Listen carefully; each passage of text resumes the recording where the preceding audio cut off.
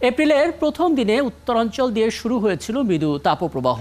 ওই তাপপ্রবাহ গতকাল সোমবার দেশের প্রায় সব জেলায় ছড়িয়ে পড়ে। তবে ২১ জেলার অধিবাসীরা তাপপ্রবাহে উচ্চ ঝুঁকিতে রয়েছেন। আবহাওয়া অধিদপ্তরের দেয়া যে তথ্য সেগুলো বিশ্লেষণ করেই চিত্র তুলে ধরেছে Bangladesh red crescent society. Red crescent society মানচিত্র বলছে সবচেয়ে বেশি উষ্ণতায় বিপদে থাকা ২১ জেলা হচ্ছে সাতক্ষীরা, খুলনা, যশোর, নড়াইল, ঝিনাইদহ, মাগুরা, রাজবাড়ী, চুয়াডাঙ্গা, কুষ্টিয়া, মেহেরপুর, পাবনা, সিরাজগঞ্জ, নওগাঁ, চাঁপাইনবাবগঞ্জ, নাটোর, রাজশাহী, ফরিদপুর, মাদারীপুর, গোপালগঞ্জ, মানিকগঞ্জ এবং বাগেরহাট। আর দেশের মোট জনসংখ্যার ৭০% গরমের কারণে নানা মাত্রার ঝুঁকিতে বসবাস করছে। আমরা সরাসরি আলাপে চলে যেতে চাই। পানি সম্পদ ও জলবায়ু পরিবর্তন বিশেষজ্ঞ অধ্যাপক ডক্টর আইনুন নিশাত আমাদের সঙ্গে যুক্ত আছেন।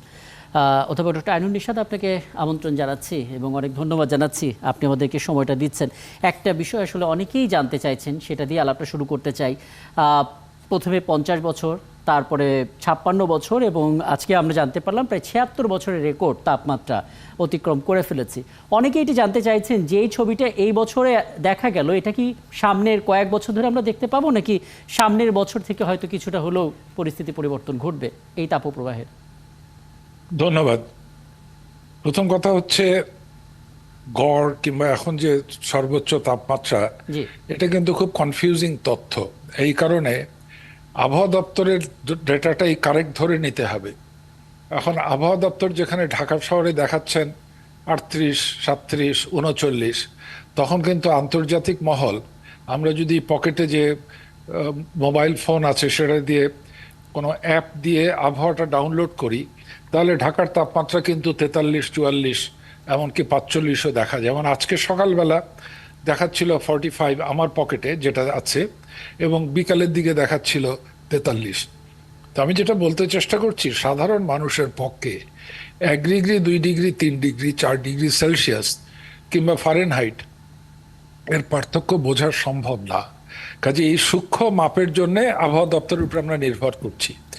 এখন যেহেতু আমরা ২ ডিগ্রি ৩ ডিগ্রিটা বুঝি না, তাহলে ৩৮ হলো না ৪০ হলো, ৪০ হলো না ৪১ হলো, ৪১ হলো না ৪২ হলো, এটা নিয়ে আমি মাথা ঘামাই না।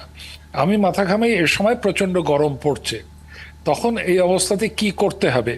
এই যে ৭৫, ৬০ বছর, ৬০ বছরের সর্বোচ্চ, হয়তো ৬০ বছর আগে ছিল ৪২.২, এখন বেড়ে হলো ৪২.৩, তাতে আমার রেকর্ড ভেঙে গেল। ভাঙুক। এই এই এই ২-৩ ডিগ্রি, ১ ডিগ্রি, এই সমস্ত কথা বলে আবহাওয়া দপ্তর আমাদেরকে কনফিউজ করছে। এই সময় অসহনীয় পর্যায়ে গরম আছে। তার সাথে আবহাওয়া দপ্তরই বলতে পারবে হিউমিডিটি কত। আমার জানা মতে ওয়েবসাইট থেকে দেখতে পাচ্ছি হিউমিডিটি খুব কম। হিউমিডিটি যদি বেশি হতো, যে ভাদ্র মাসের গরম পড়ে, তখন ৩৫, ৩৬, ৩৭ হলেও অসহনীয় গরম হয়, কারণ হিউমিডিটি ইজ ভেরি হাই। ওনারা বলছেন ২ তারিখ থেকে বৃষ্টি হবে, খুশি হলাম শুনে। কিন্তু ২ তারিখ হওয়া, বৃষ্টি হওয়া মানে হচ্ছে কালকের থেকেই তো হিউমিডিটি বাড়বে, এক লাফে তো 100%-এ যেতে পারবে না। কাজেই এই তাপমাত্রাটা সত্যি অসহনীয়। এবং ওই যে বললেন ৭০ না ৭১ ভাগ, এই তথ্য শুনে আমিও খুব আহ্লাদিত হইলাম। কারণ হচ্ছে, তার মানে হচ্ছে কি, বাকি ৩০ ভাগের বাড়িতে এসি আছে, বাকি ৩০ ভাগের গরম লাগছে না। পুরো ঢাকা জুড়েই তো বোধহয় পার্বত্য চট্টগ্রামের কিছু অংশ বাদ দিলে পুরো জায়গাতেই গরম, ৩৬, ৩৭, ৩৮, ৩৯ এইরকম একটা পর্যায়ে আছে। আমরা ছোটবেলায় যেটা বলতাম পিচ গলা রোদ্দুর, এই যে বাচ্চাটা পানিতে লাফ দিল, এত গরম যে সে লাফ দিয়ে পড়লো পানিতে ঠান্ডা হওয়ার জন্যে, এইটা তাহলে কি ৭০ ভাগ লোকের এই অবস্থা? তার মানে আমি উল্টোভাবে দেখছি, ৩০ ভাগ লোকের এই নেই। এই ধরনের গবেষণাগুলো আমাকে খুব কনফিউজ করে। বাংলাদেশে চিরকাল গরমের সময়, এই সময় জ্যৈষ্ঠের শেষে বৈশাখের প্রথমে মাঝামাঝি পর্যন্ত প্রচণ্ড গরম থাকতো। কালবৈশাখী ১টা ২টো ৩টা হতো, এবছর হয়েছে, সেই দিক থেকে খুবই স্বাভাবিক। আবার জ্যৈষ্ঠের প্রথম মাঝামাঝির দিকে আবার কিছু বৈশাখী ঝড় হবে, তারপর আষাঢ় মাস চলে আসবে। আমি এটার মধ্যে কোনো অবাস্তব কিংবা অসম্ভব জিনিস দেখছি না। কিন্তু আমাকে প্রশ্নটা যেভাবে করেছেন, এইবার বিপদে আছি। পৃথিবীর গড় তাপমাত্রা সারা দুনিয়া জুড়েই বাড়ছে, কোনো জায়গায় একটু বেশি, কোনো জায়গায় কম। ইতিমধ্যে ১.৫ ডিগ্রির বেশি বেড়ে গেছে, এবং এটা চলতে থাকলে 10-15 বছরের মধ্যে আমরা 2 ডিগ্রি গড় তাপমাত্রা বেশি দেখব। কিন্তু এটা 2 মানের সব জায়গায় যে সমান তা না, কোনো জায়গায় একটু বেশি হবে, কোনো জায়গায় একটু বেশি হবে। কাজেই ঢাকার তাপমাত্রার জন্য সাথে আপনাদের আরেকটা ফ্যাক্টর কনসিডার করতে হবে, সেটাকে বলা হয় ফিল স্লাইড, অর্থাৎ বাইরে বেরোলে কতটা অনুভূত হবে। আচ্ছা, আরেকটা বিষয় ছোট করে জেনে তারপর আমরা শেষ করব, সেটা হচ্ছে যে সুপেয় পানি বলুন কিংবা সেচের জন্য পানি বলুন, তীব্র পানি সংকট বিভিন্ন জেলাতে রয়েছে। এই মুহূর্তে আসলে কি ব্যবস্থাপনাটা জরুরি পরিস্থিতি সামাল দেওয়ার জন্য, কোনো পরামর্শ দেবেন কিনা? অবশ্যই দেব। আমি শুক্রবার শনিবার মংলা শহরে ছিলাম, জি। রবিবার সাতক্ষীরা শহরে ছিলাম। মংলাতে খাবার পানি নেই, খাবার পানি নেই। সবচেয়ে গরিব লোকটাও পানি কিনে খায়।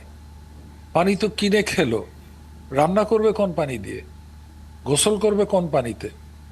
বাড়িতে ঢুকলাম, জিজ্ঞাসা করলাম কি করছেন, স্যার পিছনে যে একটা পুকুর আছে, তাকিয়ে দেখলাম একটা ডোবা, ময়লা পানি, সেটা ছেঁকে তোলে ঘরে বালতিতে, তারপরে ফিটকারি দিয়ে সেটাকে কিছুটা পরিশ্রিত করে তারপরে গোসল করে।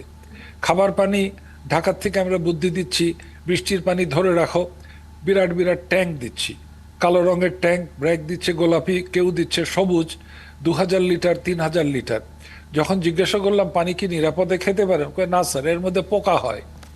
যদি পুরনো তথ্য দেখি, এখন থেকে 100 বছর আগে আমাদের পূর্বপুরুষরা কিংবা দাদার বাবারা এই মটকাতে পানি ধরেই খেত এবং তার মধ্যে একটা শিং মাছ কিংবা কই মাছ ছেড়ে দিয়ে পোকাটাকে কন্ট্রোল করত, পানি ছেঁকে খেত।